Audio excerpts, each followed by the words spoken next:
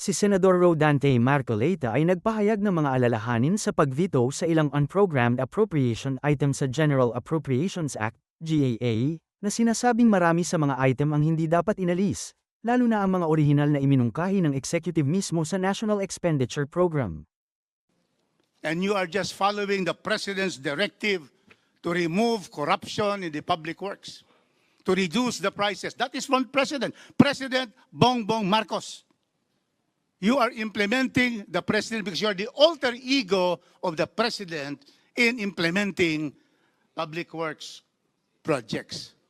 So therefore, we can rest be assured that once we approve this afternoon the HGAB amounts, then you can start the process of finalizing the program of work and the ABC for each of the project all over the country. That is correct. And therefore, once we have the real correct project, then all the projects will be implemented properly. Is that correct, Mr. Secretary? That is correct. And therefore, once we implement these projects, the economy of this country will improve and will increase in GDP. Is that correct? Yes, Mr. Chairman. And then also, there will be employment all over the country because all of these projects are all over the Philippines. Is that correct? Yes, Mr. Chairman. So therefore, Mr. Chairman, because of these answers, we have to thank, therefore, Secretary Dizon. We support you in your fight for reforms in the DPWH. You have dismissed high officials of the DPWH. You have dismissed regional directors and district engineers. You have filed cases.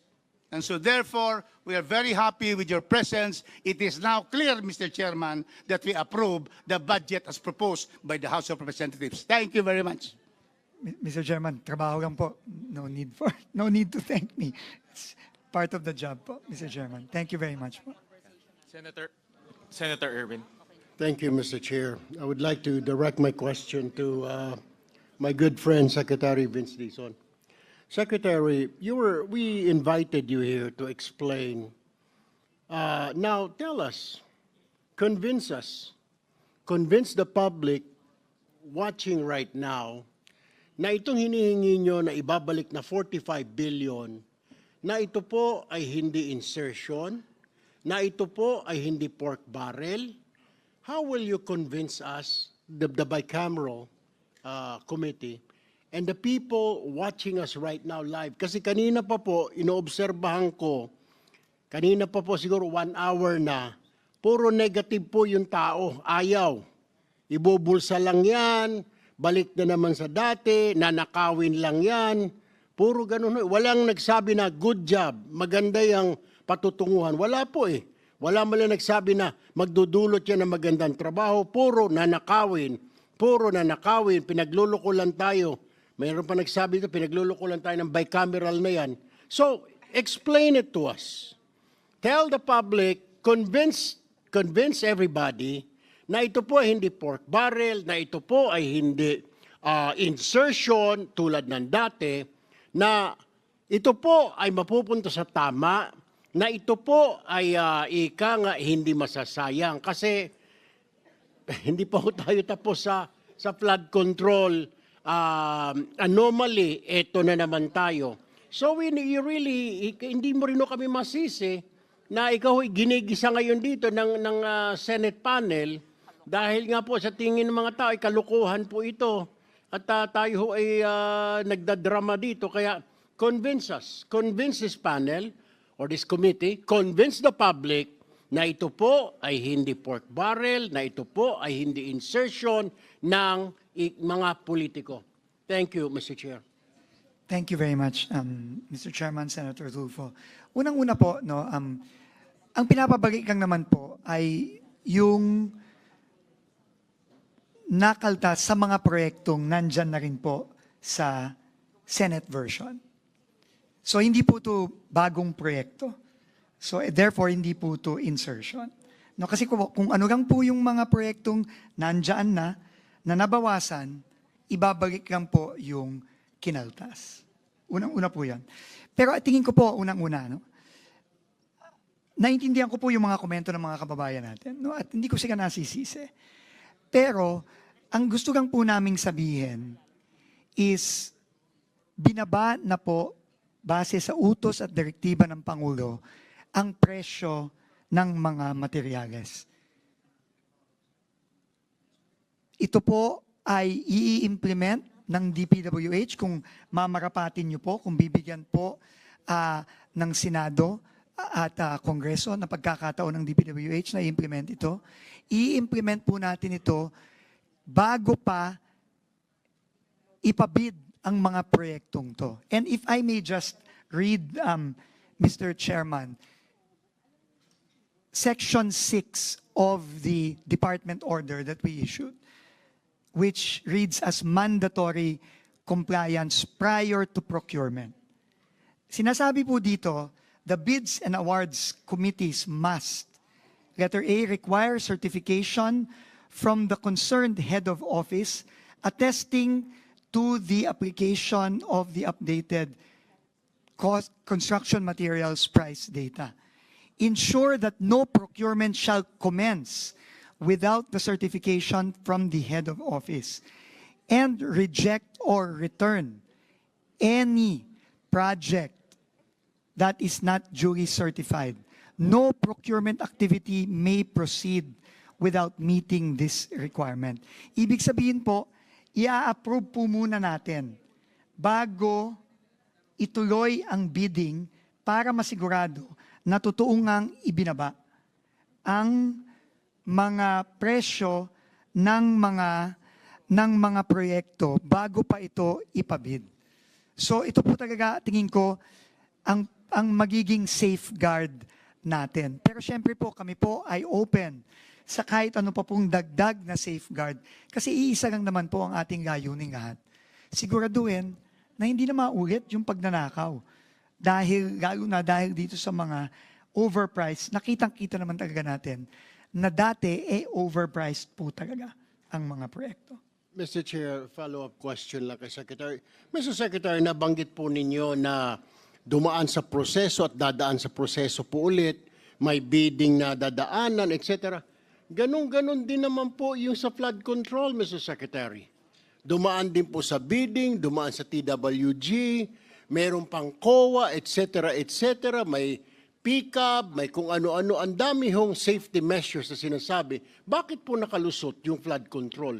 Dumaan po sa bidding, dumaan sa Congress, dumaan sa Senate, dumaan sa pagdating sa district, sa bidding, etc., TWG, COA, yung pala lahat kasabwat, Mr. Secretary. So how will you convince us, how will you convince the public na this is different this time, na seryoso na po kami, na hindi na po maulit talaga, promise.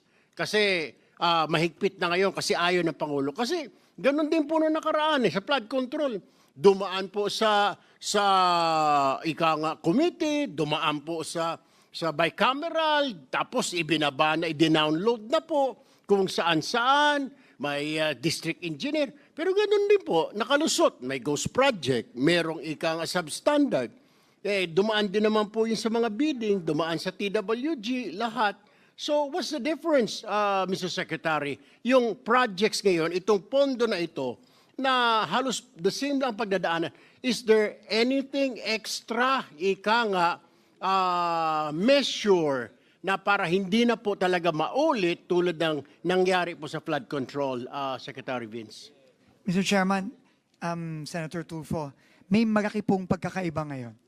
Ang pinakamalaki pong pagkakaiba ngayon ay yung direktiba at ginawa ng DPWH ayon sa direktiba ng Pangulo na ibaba ang presyo ng mga materyales. Hindi pa po ito ginagawa. Hindi pa po ito ginagawa sa tagal-tagal na sa DPWH na ibinaba at ipinareha sa presyo ng merkado ang presyo ng simento, presyo ng bakal, presyo ng buhangin, presyo ng graba. Hindi pa po ito ginagawa. Yun po ang malaking pagkakaiba, Mr. Chairman, ngayon. That's all for me, Mr. Chair. Thank you. Thank you.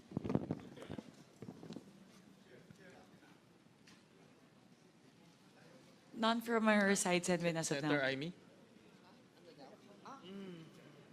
Okay, thank you very much.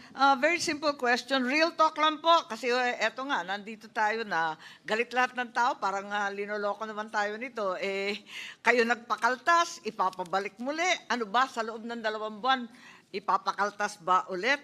Gusto kong malaman, real talk konti ilan ba talaga at alin ba yung mga project na dumaan na sa early procurement sa panahong ito? Ilan ba talaga? Meron ba na mga projects na pinag-uusapan na nasa loob ng NEP sa budget ng Pangulo, nag-undergo na ng early procurement? Meron na ba? Kasi ang balita, takot lahat. Totoo bang meron o hindi? Wala pa pong dumadaan sa early procurement dahil po hindi pa klaro kung ano yung mga proyekto talagang mapapasa. Wala pa po. Siguradong sigurado kayo, wala ni isa, Opo. 0. So wala tayong pinag-uusapan, tama po ba? Sa ngayon. Sa ngayon po, wala pa po. So ang ibig sabihin niyan, dati-rati talagang hinahabol yung early procurement ng October para hindi ma-delay ang project kasi aabutan talaga ng tag-ulan, hindi po ba? Tama po yun. O kung ganon, mag-a-adjust ka ng lahat ng ABC, sigurado na madidelay. Totoo po yan, Madam Chair. So ang hinaharap natin, talagang madidelay. Opo, dahil po na-delay ang early procurement, marami pong mga proyekto for 2026 na madidelay. Sigurado So ang po yan. hinaharap natin, talagang malungkot ang first and second and even third quarter, aabutin ng ulan. Yung tamang projection lang, kasi nag-expect ng tao, dadagdagan, papabalik mo. Pagkatapos, madidelay rin pala. Ano naman ang bisa nun? Para kay pa? Ang bisa po noon, matutuloy pa rin po yung mga proyekto, Madam Chair. Madedelay lang nga po dahil extraordinaryo po itong panahon natin, Madam Chair. At tingin ko po, prudent din po, tama din po, na hindi muna magsimula ng early procurement. Dahil unang-una, hindi pa po sigurado kung ano ang mga project na papasa ng Kongreso. At ikalawa, dahil nga po nagbaba tayo ng presyo ng materyales ngayong fourth quarter. Ganun pala, wala pala tayong pinag-usapan at talaga naman haharapin natin 3 quarters worth of delay. Tama naman yung mga nag-text po sa atin na lokohan na lamang to. I truly resent the fact that the BICAM is being hostaged by the Secretary of the Department of Public Works and Highways. At kung tunay na wala kayong tiwala sa sino mang district engineer, hindi po ako abogado ng Public Works, dapat tanggalin na lang ninyo lahat kasi pinapadagdagan mo yung budget, tapos yung mga mag-i-implement, wala kang tiwala, ano naman kami? Susunod sa iyo na kayo mismo walang tiwala sa isa't isa? Tama ba yun? Yun lang po. Salamat po if I may just respond to that po, ma'am. Unang-una po, hindi po pwedeng huminto ang trabaho sa DPWH. Napaka-importante po ng ginagawa ng DPWH. Habang linilinis natin ayon sa utos ng Pangulo ang departamento, hindi po pwedeng huminto. Nakita na po natin ang epekto sa ekonomiya nitong nakaraang third and fourth quarter. So we are doing the best we can given the current situation, Mr. Chairman, Madam Senator. Yes, Secretary Vince, hindi kita pinahihinto sa trabaho mo. Pinamamadalingan namin. Ikaw ang humihinto sa trabaho namin dito sa BICAM at papalit-palit ka ng sinasabi. Yun ang problema. Hindi po ako papalit-palit ng sinasabi, Madam Chair. Ako po, iulitin ko, nagpunta lang po ako dito para ibahagi sa bicameral conference yung nakikita po naming epekto nung pagpasa ng third reading version ng Senado.